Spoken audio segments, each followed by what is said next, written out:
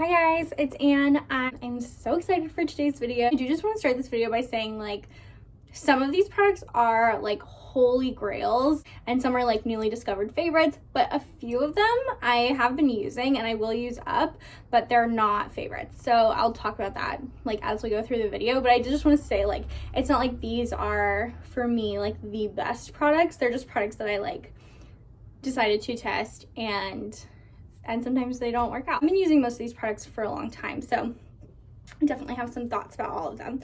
So the first product that I use in the morning is my morning cleanser, which recently I've been using the 4th Ray Beauty Cloud Bank Milky Cleanser, and this is one of those products that I'm not loving, and I'm actually considering stopping cleansing in the morning. If you don't cleanse in the morning, leave a comment below about like how that works for you, because my skin has been pretty dehydrated, especially since like it's gotten colder here in Portland, and I'm starting to think maybe I just don't need to cleanse in the morning. But I've cleansed in the morning for so long that it would feel, I don't know, I just have like having mixed feelings about it. I was hoping that this cleanser would be a lot more gentle and more milky like the name suggests. It definitely pumps out with like a milky consistency, but when you really get it going on the skin, it actually foams up quite a bit and feels pretty stripping on the skin. I definitely prefer the Crave Beauty Matcha Hemp Cleanser, which is the cleanser that I'm currently using in my nighttime routine. I've actually been thinking a lot about the Glossier Milky Jelly, which was my old favorite, and I just kind of like got over Glossier as a whole, but I did really love that cleanser, so I'm thinking about trying it again once I run out of some cleanser. The next product that I sometimes use, and this is a product that I like, but I have kind of a hard time working it into my routine because of the other actives that I use, but I do like it, and it's the Kalalea from Crave Beauty. It's a acid toner that uses glycolic acid as well as a lot of like leafy green vegetables, hyaluronic acid, so it's hydrating and antioxidant rich as well as being exfoliated. I love to use a BHA in the morning because I love the way that it affects my acne. I also use a retinol at night. So fitting in an AHA can be kind of hard for me because of that. Of all the AHA products that I've tried, this is my favorite, and for me it's the most gentle, so it's the most like well tolerated on my skin. So I would recommend that. I prefer like a hydrating toner, and this is another product. We're gonna get into the holy grail products, but this is another one that I'm not wowed by. This was sent to me in PR from my Instagram account. It's pretty heavily fragrance. Fragrance is lower on the ingredients list than I would have kind of expected for how strongly it smells like watermelon candy, like watermelon Jolly Ranchers basically. It says it's like a replenishing toner, but for me this is a pretty like stripping toner. It has witch hazel and willow bark, which are not bad ingredients, but they're definitely for like treating oilier skin, for helping reduce oil or for treating acne. Willow bark is actually like a natural form of salicylic acid. I do love the packaging on this product, the way that it like pumps out onto a cotton pad. I think that that's really convenient. It does have hyaluronic acid, so it's not hydrating, but in this step what I really like is just something really straightforward that's gonna provide some hydration to my skin, not irritate it, and just get my skin nice and damp and prepped for the rest of my routine. So that's what I look for, and this just doesn't quite deliver, but it is perfectly serviceable, and it's really affordable and available at Target, so it might be a good option for you, especially if your skin does lean a little bit more oily. Paula's Choice C15 Booster. This is a more newly discovered favorite that I am loving. I've almost used up an entire one of these. It is only 0.67 fluid ounces, so the average serum is about an ounce, so it's a little bit smaller, but I don't think that's a bad thing for a vitamin C, because if you know anything about vitamin C, one of the most like important things to know about it is that it's pretty unstable. I wish I could show you the color that this is. I've been using this for multiple months, and when I first got it, it was totally clear, which I think is good.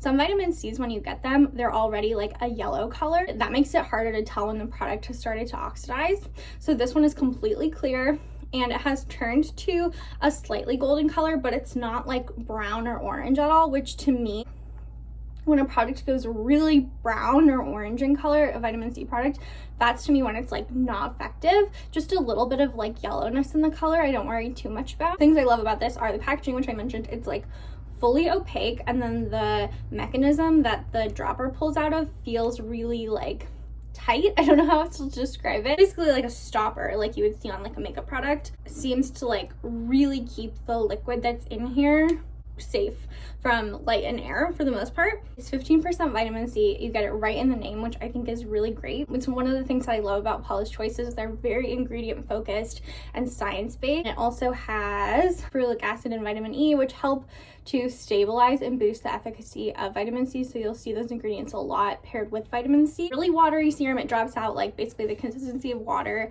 So I just put a few drops, pat it into my skin, and it basically is absorbed instantly, and it doesn't feel like tacky or grainy at all. I really like the cosmetic elegance of that product, and it also doesn't smell offensive at all. It doesn't smell really like much. It's maybe slightly has that like printer ink kind of smell. Yeah, just like a look. I just really like it. Next, I go in with my next serum, which is the Jordan Samuel Hydrate Serum. This is a really straightforward hyaluronic acid humectant serum, but it's awesome. I will say the only thing that I don't like about this product is the pump squirts out with a lot of force. Sometimes I find that it like is so much force that it kind of like spurts everywhere and like doesn't go into my hand and then onto my face. The actual product inside of here is like bomb. Feels like a drink of water for your skin. It's not totally watery. It has a bit of a gel-like texture, but it is absorbed so well by my skin, and my skin feels so hydrated after I use it that it just feels like my skin is like getting the hydration that it needs like so beautifully. We're reformulating it to make it EU compliant. For a while it was not available and it was really hard, and I tried a lot of other vitamin C or like hyaluronic acid hydrating serums, which just like further proved to me that this one is like the one for me. It's because it's so freaking huge. This big 4-ounce bottle is $72, which is pretty expensive for a hydrating serum, but when you break it down like price per ounce, it's very affordable. It's one of the more affordable hydrating serums that are available. Sunday Riley UFO oil. I've gone through almost 2 big bottles of this and a small one. I've gone through at least that much.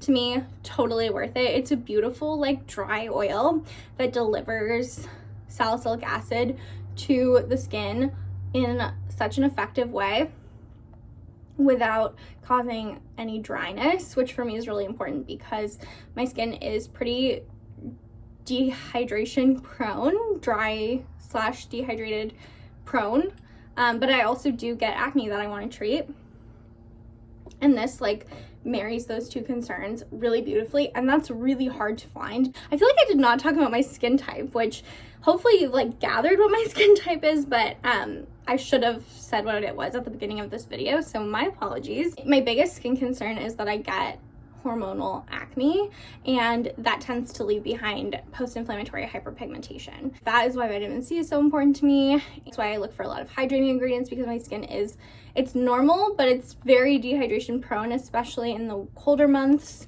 I live in Oregon, so it does get kind of cold in the winter. I look for products that treat acne, but don't like strip or dry out my skin. So this is like the ultimate product for me. Jordan Samuel Performance Cream. This is a moisturizer that is bomb. It uses peptides. I actually think that this is very comparable to the Drunk Elephant Protein Polypeptide Cream, and it's a lot more affordable. I think this runs like $40, but you get 2 full ounces. And you get those peptides, and you also get so many beautiful like hydrating and moisturizing ingredients in here. There's squalane, which is a really beautiful hydrating oil for the skin, glycerin, jojoba esters. So it's just a really solid ingredient list that comprises a really solid moisturizer for daytime. I feel like this feels pretty lightweight on the skin, but you can tell that it's like leaving behind a good moisturizing layer. It's not like immediate, like you didn't put anything on your skin, you know what I mean? Like it leaves behind a bit dewiness and a bit of like a feeling of protection, which is what I look for, especially in the winter time. Finally, sunscreen, which is so important for me. This is actually all the products that I've mentioned, even like UFO and the performance cream and the hydrate serum, that I love and that I would consider holy grails and that I would continue to repurchase. This one is like, you can pry this from my cold dead hands. If I had to pick 3 skincare products to take with me to a desert island, this would be one of them. I don't like shop around for sunscreens really at all because I just know that this one is gonna work for me and feels like beautifully cosmetically elegant and is affordable and supports a really beautifully, like a brand with an awesome vision, and just is great. Like, I can't say enough good things about it. It's a sunscreen technology that's not FDA approved, so it doesn't say the like SPF rating on it in the packaging that's sold in the US, but in the Korean version of it, it's sold as SPF 50, so it's a high like protection factor with innovative sunscreen technology as well as other really great ingredients, and it's so incredibly cosmetically elegant. It makes me look forward to applying sunscreen, which I really am one of those people that most sunscreens just like give me the heebie-jeebies, and I do not like how they look or feel on my skin. This one is not like that at all. It's like so beautiful. Did bring over the lip balm that I'm currently using in the morning when I get ready. I actually don't really like this though. It's the Eve Lom Kiss Mix lip balm. It's a mini of it that I got in a set of Eve Lom products, none of which like wowed me, but none were bad. I just like feel nothing for them. And this lip balm, everything is fine about it except that it's pretty mentholy. It isn't very good for your lips, and I don't like the smell or feeling of that on my lips. Like, I don't hate it obviously because I'm gonna use this up. That's actually my whole routine, so I hope that you guys enjoyed this video.